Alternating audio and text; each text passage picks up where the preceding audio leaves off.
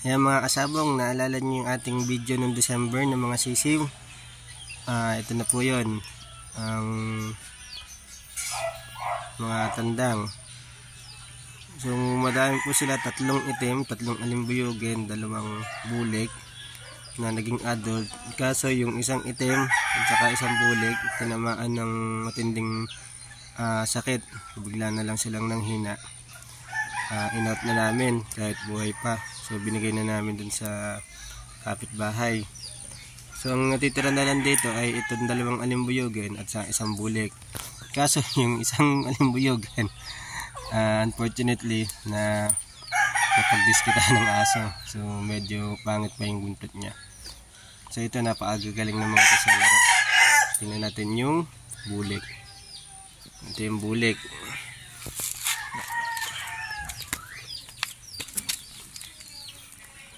Ayan.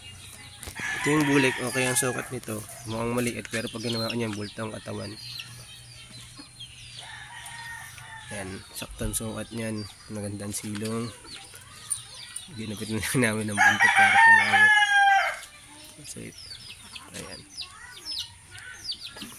WPC banded po yan.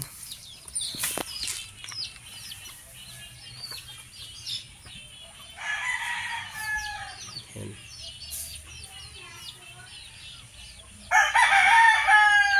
So sa mga sisiw namin ng December sa vlog, ito lang yung natira. 3, yung isa hindi natin bibigyan kasi pangit ang buntot.